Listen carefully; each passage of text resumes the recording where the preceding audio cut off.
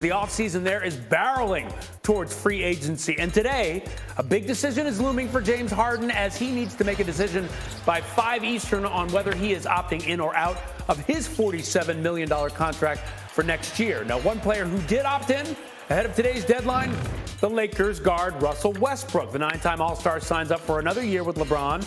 And the Lakers at a price of $47.1 million.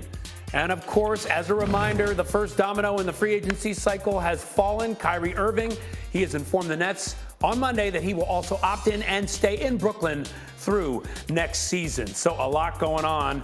And, again, Russ opting into that big deal. But let's bring in our guys and talk about this. And, Woj, I'll start with you. Kyrie, he's a Net for now.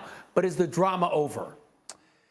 No, I don't know if the drama's over. I think certainly – there's going to have to be something of a reset in Brooklyn as they move forward, not just with Kyrie Irving, but with Kevin Durant. Now, they're both under contract this season.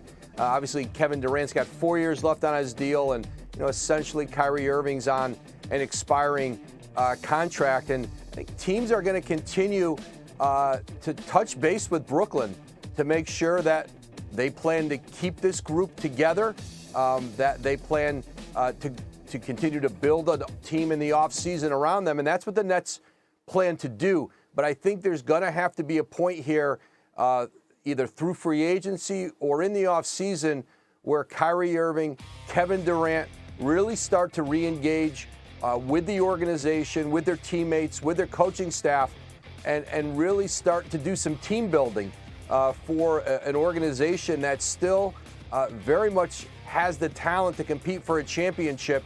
And obviously now as free agency starts, their priorities are on trying to keep Patty Mills, Nick Claxton, who they can re-sign. So plenty more options for this Nets team to try and get better. But I think certainly Kevin Durant, Kyrie Irving, they're going to have to lead this team, be leaders. And I think that's going to have to start here in the offseason. Wow, I find it fascinating that you're talking about resetting and team building. And Windy, you look at this situation, he opts in, you think, okay, it's all done, let's go for the year, but it doesn't quite seem like it's over. So Joe Tsai, the owner, and Sean Marks, the general manager, using Joe Tsai's sentiment, made it clear the status quo from last season is not acceptable. And it wasn't just about the vaccine mandate. It was about the way Kyrie Irving treated his teammates, about the way Kyrie Irving treated his coaches. So part of this renegotiation wasn't just going to be about a contract extension. It was going to be about a renegotiation of the way the team operated. And by the way, this wasn't a Kyrie Irving issue. The team gave Irving all of this leverage as the way they operated for the last 3 years. So it was both sides that needed to get together. What's happened here is Kyrie has said, I'm opting in, and I'll see you in the fall. That's not the emotion that needs to happen here, and especially the way Woj just articulated it perfectly.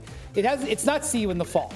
It's let's have a discussion about how the fall is going to go now. And if those discussions don't go well, or if Kyrie Irving comes back in the fall, and it is an attempt to beat the status quo of the way last season operated, which was a huge failure season, let's be honest, then I think it's not over. So I think right now it's up in the air, and I think that's the point. Already, it's like, is Kyrie still being the guy that we've seen that they want to change? But Tim, I wonder, can you put that genie back in the bottle? Are you going to get a reset that you want if you're the Nets? Well, that's why this was important, as both Adrian and Brian have articulated, for the Nets to win this opening round in the battle, right? And Kyrie wanted a maximum contract extension, and he didn't get it. And so, his attempt to spin it is, I'm going to be back in the fall, and I'm opting into the deal. But really, that was an admission of him not getting what he wanted, right? And that's really the first step. As Brian said, at many points in the past, Kyrie and Kevin Durant have gotten what they've wanted in Brooklyn. That was sort of what they signed up for, to come and be be in control of what they were going to do with this team. Now, the Nets are trying to reset that dynamic, and the beginning of that was getting Kyrie to do this and to opt into this deal and not commit to a long-term deal with him. The next step will be the work that has to come between now and the start of training camp and getting everybody back on the same page. Yeah, but again, I come to the same point. How do you get them on the same page if you've already given them the latitude? And Woj, I'll direct this to you.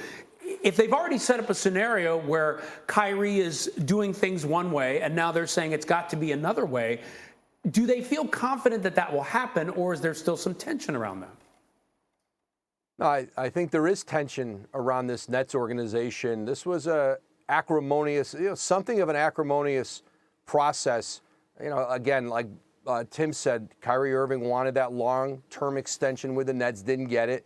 He tried to find it in sign and trade scenarios, specifically with the Lakers, which was his hope, and even elsewhere. There were no sign and trade opportunities for him to get his long-term deal elsewhere right now. Now, the Nets could still trade Kyrie Irving if they decided to, and it's easier to trade him as an expiring contract. There would be teams who would take Kyrie Irving on with just this year left on his deal.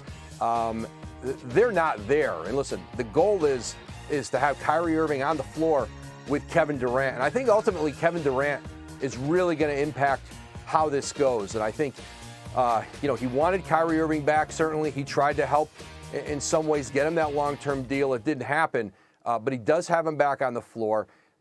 They are both healthy.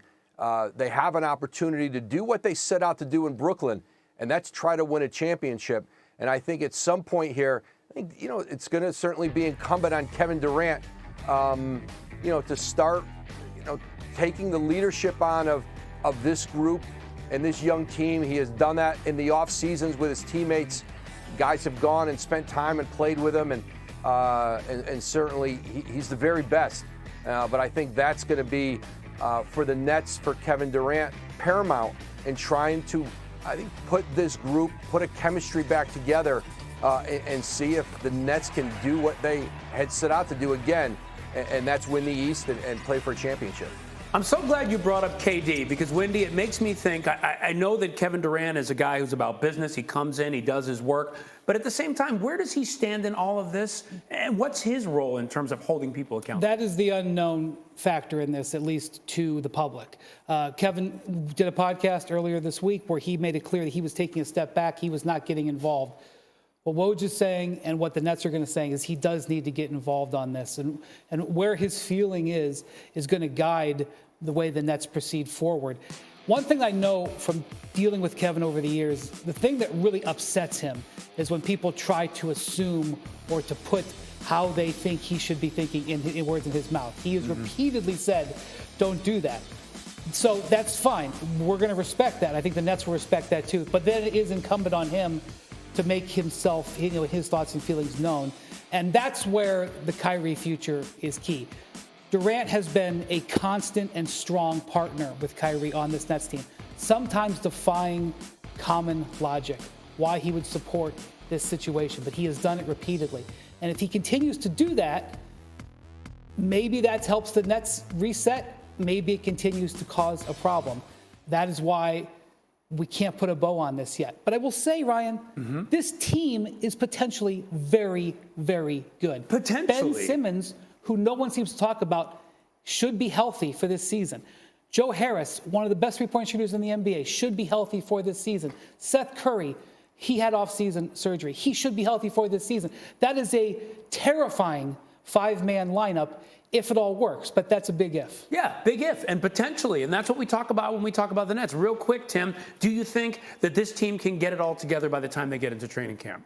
I mean, we'll see. I mean, obviously with everything with Kyrie Irving, it's always maybe is the answer, right? Maybe they will, maybe they won't. But the fact that they got this step and got to this point and got this opt-in, I think that is an important step. And it's a first step. And I think for where things were a few days ago, I think the Nets will be happy to take a first step and see where things go. Okay, so they're better now than they were a couple days ago, but they're still not out of the woods. That is the Brooklyn Nets in a nutshell for you folks right now. Okay, guys, thanks so much. I want to turn